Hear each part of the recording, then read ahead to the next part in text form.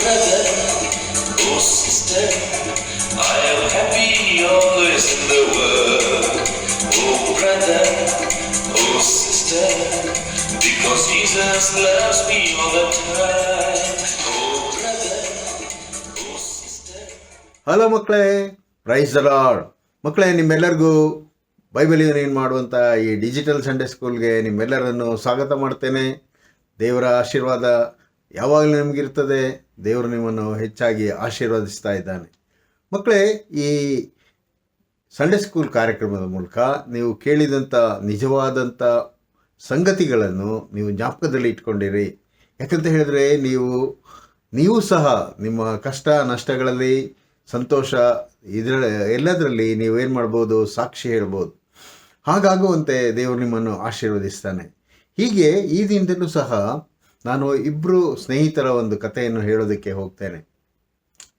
Alex ಅಂತ ಹೇಳಿ ಒಬ್ಬ ಇದ್ದ, ಅವನ ಸ್ನೇಹಿತ ಗ್ಲೆನ್ ಅಂತ ಇದ್ದ. ಅಲೆಕ್ಸು ಶ್ರೀಮಂತರ ಮನೆಯಲ್ಲಿ ದೊಡ್ಡ ಬಂಗಲೆಯಲ್ಲಿ ವಾಸಿಸ್ತಾ ಇದ್ದ.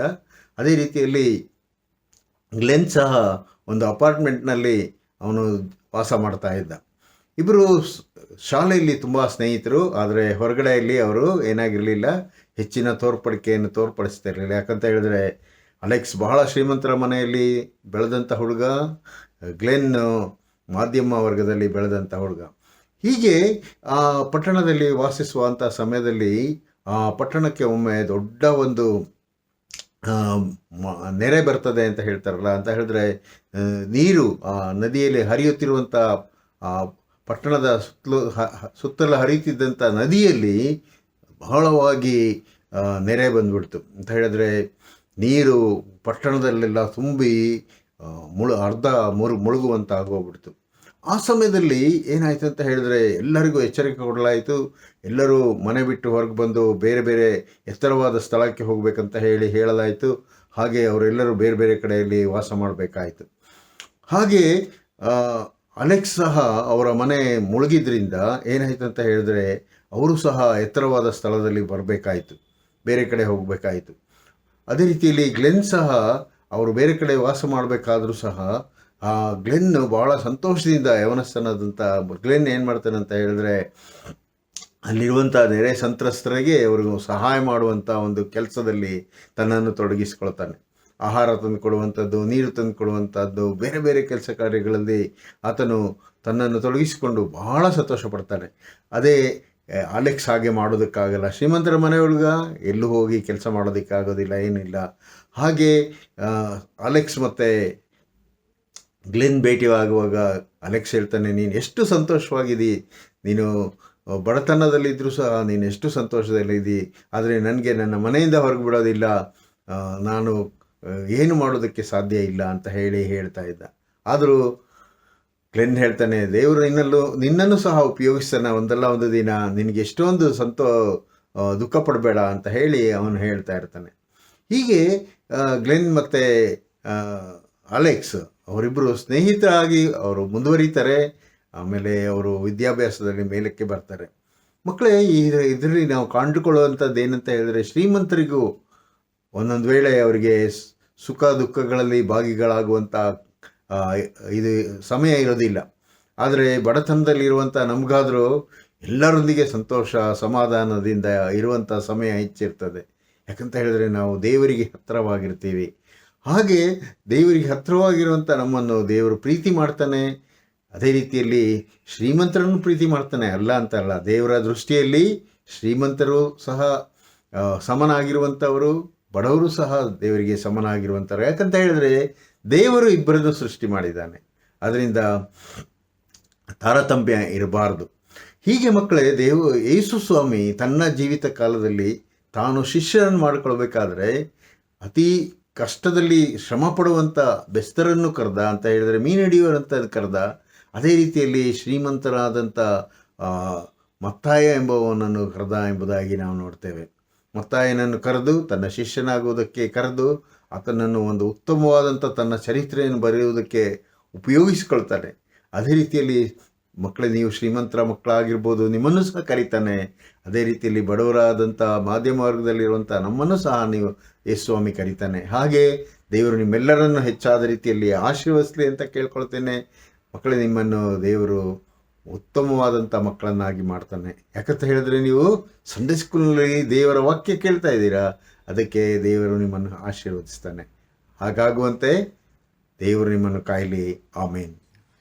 ಯೇಸು ಸ್ವಾಮಿಯವರು ಎರಿಕೋ ಎಂಬ ಪಟ್ಟಣಕ್ಕೆ ಬಂದಾಗ ಅಲ್ಲಿ ಊರಿನಲ್ಲಿ ಮತ್ತಾಯನೆಂಬ ಒಬ್ಬ ಮನುಷ್ಯನನ್ನು ಕಂಡರು. ಆತನು ಸುಂಕದನ್ನು ವಸೂಲಿ ಮಾಡುವ ಗುತ್ತಿಗೆದಾರನಾಗಿದ್ದನು. ಅವನನ್ನು ಕಂಡು ಯೇಸು ಸ್ವಾಮಿಯವರು, ನನ್ನನ್ನು ಹಿಂಬಾಲಿಸು ಎಂದು ಅವನನ್ನು ಕರೆಯಲು ಅವನು ಎದ್ದು ಯೇಸು ಸ್ವಾಮಿಯವರನ್ನು ಹಿಂಬಾಲಿಸಿದನು. ಆನಂತರ ಯೇಸು ಸ್ವಾಮಿಯವರು ಅವರ ಮನೆಯಲ್ಲಿ ಊಟಕ್ಕೆ ಕೂತಿರುವಾಗ ಬಹಳ ಮಂದಿ ಸುಂಕದವರು, ಪಾಪಿಗಳು ಬಂದು ಯೇಸುವಿನ ಮತ್ತು ಆತನ ಶಿಷ್ಯರ ಪಂಕ್ತಿಯಲ್ಲಿ ಕೂತುಕೊಂಡು ಊಟಕ್ಕೆ ಮಾಡುವುದಕ್ಕೆ ಪ್ರಾರಂಭಿಸಿದರು.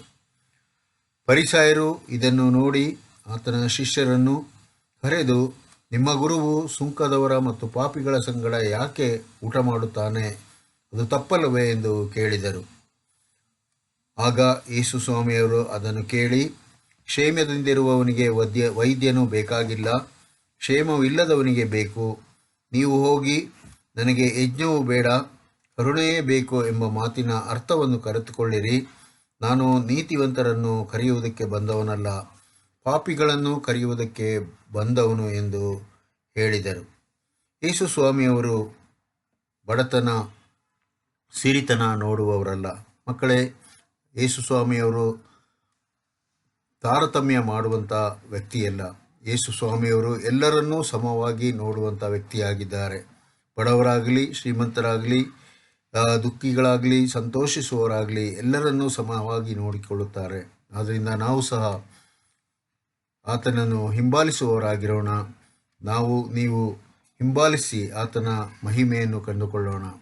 ಪ್ರೀತಿಯುಳ್ಳ ತಂದೆಯಾದ ದೇವರೇ, ಈ ಸಮಯದಲ್ಲಿ ಮಕ್ಕಳು ನಿಮ್ಮ ವಾಕ್ಯವನ್ನು ಕೇಳಿದ್ದಾರೆ ಮತ್ತು ಮಕ್ಕಳು ನಿಮ್ಮ ವಾಕ್ಯವನ್ನು ಅನುಸರಿಸಿ ನಡೆಯುವಂತೆ ಮಾಡಿರಿ ಸ್ವಾಮಿ. ಹೀಗೂ ಸ್ವಾಮಿ, ಮಕ್ಕಳ ತಂದೆ ತಾಯಿಗಳನ್ನು, ಸಭಾ ಶಾಲೆಯ ಉಪಾಧ್ಯಾಯರನ್ನು, ಅವರ ಸಭಾಪಾಲಕರನ್ನು ನೀವು ಬಹಳವಾಗಿ ಆಶೀರ್ವದಿಸಿರಿ. ಯೇಸುವಿನಲ್ಲಿ ಬೇಡಿದ್ದೇವೆ ತಂದೆಯೇ, ಆಮೇನ್.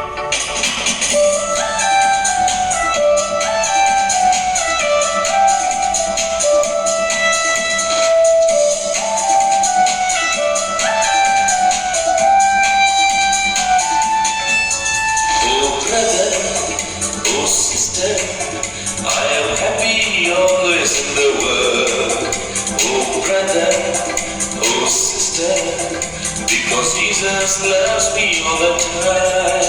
Oh brother, oh sister, I am happy always in the world. Oh brother, oh sister, because Jesus loves me all the time.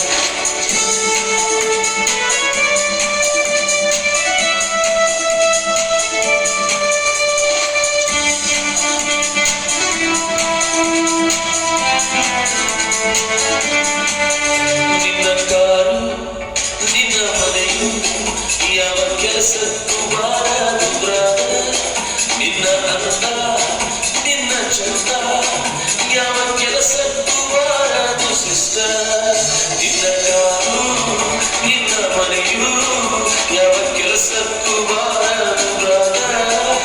ನಿನ್ನ ಅಂದ, ನಿನ್ನ ಚಂದ ಯಾವ ಕೆಲಸಕ್ಕೂ ಬಾರದು ಸಿಸ್ಟರ್.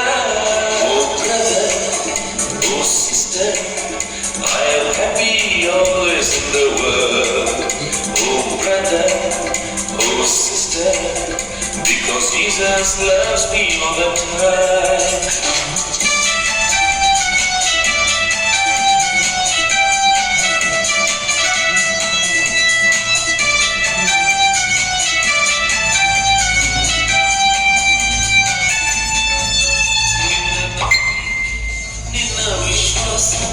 ಸ್ವಾಮಿ ಕೇಳುವನು ನಿನ್ನನ್ನು dear friend. ದೃಷ್ಟಿಸು ನೀ ಆತನ, ಆತನೇ ನಂಬಿಕೆ ಪೂರೈಸುವನು. ನಿನ್ನ ನಂಬಿಕೆ, ನಿನ್ನ ವಿಶ್ವಾಸ ಸ್ವಾಮಿ ಕೇಳುವನು ನಿನ್ನನ್ನು dear friend. ದೃಷ್ಟಿಸು ನೀ ಆತನ, ಆತನೇ ನಂಬಿಕೆ ಪೂರೈಸುವನು. Oh brother, oh sister,